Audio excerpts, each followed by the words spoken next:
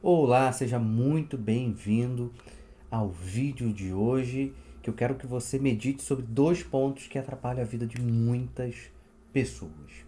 Vamos lá. Olha, a vida psíquica, ela se organiza ou ela se desorganiza a partir dos critérios que dirigem as nossas escolhas. Então, quando esses critérios eles são saudáveis, então orientados por bens reais, pela prática da virtude, por aqueles fins mais elevados e melhores, a pessoa vai encontrar certa estabilidade, sentido, capacidade de agir, etc. Mas quando os critérios eles são deformados, o que acontece é que a própria vida prática começa também a se deformar, começa também a ficar torta.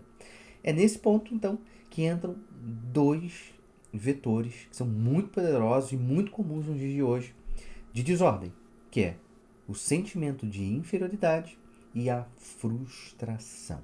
Então, ambos funcionam como forças que puxam a pessoa para baixo. E ao puxar essa pessoa para baixo, estreita a visão dela, o horizonte dela fica mais limitado e vai fazendo com que ela tenha cada vez mais atos ruins e vai produzindo hábitos que afastam ela de uma existência mais saudável. Então, pequenas ações erradas, repetidas, sob o domínio desses dois sentimentos aqui, sentimento de inferioridade e a frustração, vão se tornar então vias de acesso para vícios até mesmo mais profundos. E assim, a pessoa, sem perceber, vai se habituando a viver longe de si mesma, no pior sentido da palavra. O sentimento de inferioridade é descrito pelo psicólogo Alfred Adler como uma percepção de insuficiência diante da vida e dos problemas. Só que o sentimento de inferioridade ele não é necessariamente mal para o Adler. Para o Adler, ele ele é bom. Ele serviria como uma mola, ou seja, que ela retrai e depois ela dá esse impulso para subir. O problema é que quando uma pessoa não consegue lidar com os problemas normais da vida, o que vai acontecer? Para o Adler, ela vai desenvolver então o famoso complexo de inferioridade. Então, o que eu estou falando aqui de sentimento de inferioridade, entenda então, dentro de um campo adleriano, como uma como um complexo de inferioridade, ok? Então, a pessoa não sabe lidar com os problemas da vida e com isso, esse complexo de inferioridade age como uma espécie de narrador oculto que vai traduzindo tudo o que acontece de que forma? Na linguagem de uma derrota. Então, quando alguém permite que essa perspectiva de inferioridade se torne o intérprete principal da própria existência, o que vai acontecer? Ela passa a enxergar-se como quebrado, incapaz, destinado ao fracasso, etc. Eu tenho certeza que você já deve ter conhecido alguém assim. É um fatalismo mesmo, muitas vezes silencioso, outras vezes não, mas silencioso ou não, a verdade é que corrói a vontade da pessoa e impede qualquer inclinação para o bem. Então, essa inferioridade vai bloquear uma parte integrante da virtude fundamental para o homem, que é a magnanimidade, que é aquela disposição que leva o ser humano a desejar e realizar grandes coisas. Né? Olha como nós temos. Parece que nós temos uma sociedade que parece ser indigna de conseguir conquistar grandes coisas, não é verdade? Então, onde deveria haver esse impulso para crescer, florescer, tem retração. Onde deveria haver afirmação do bem possível, vai instalar-se no coração humano uma recusa de ser. Então a pessoa começa a se acostumar com uma espécie de trevas, como se a vida fosse naturalmente pequena, limitada, sem horizontes, etc. Então essa inferioridade não é apenas um sentimento doloroso, ele passa a ser um critério deformado de julgamento. Olha o perigo que eu estou falando aqui. Não é verdade? Olha como é perigoso. A pessoa vai julgar a vida, julgar a si mesma, todos os acontecimentos a partir da inferioridade. E a partir dessa inferioridade, ela não fica sozinha, nasce inevitavelmente a frustração. Então, se a pessoa se percebe pequena, no pior sentido da palavra, porque aqui não tem nada de humildade, né? Tudo que tenta fazer vai parecer sempre além das suas forças. E cada fracasso, seja ele real ou imaginado, será lido como uma confirmação dessa suposta incapacidade. E aí vai surgir então uma contradição.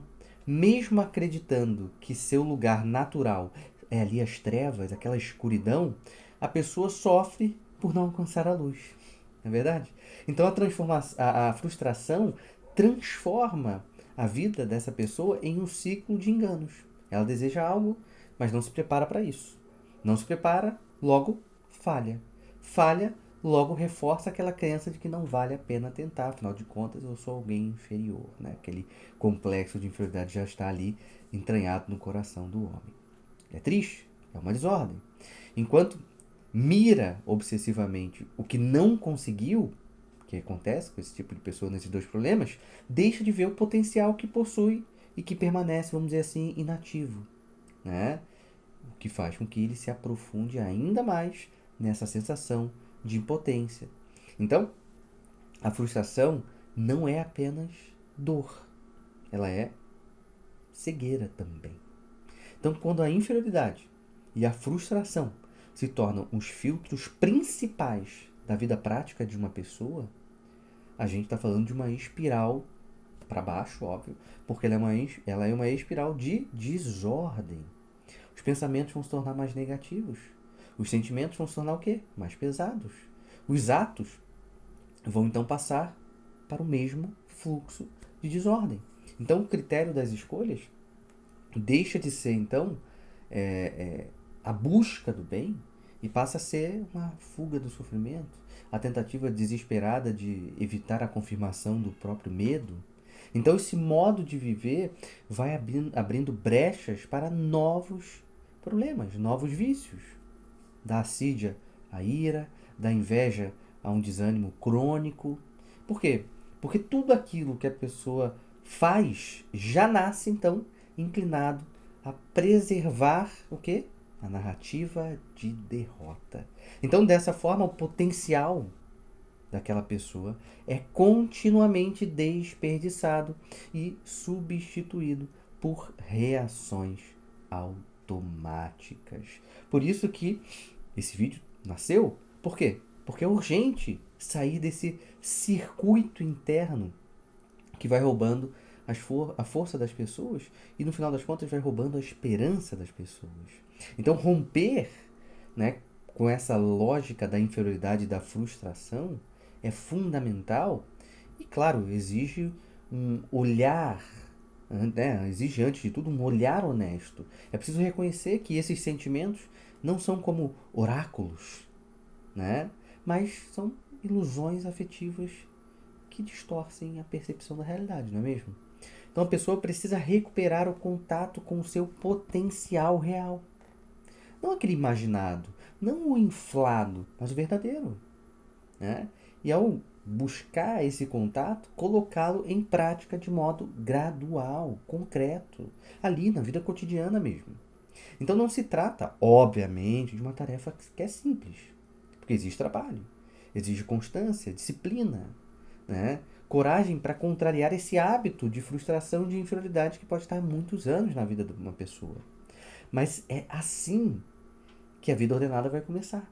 Quando a vontade deixa de ser governada por essa sombra da insuficiência desordenada e passa a se orientar pelo bem possível.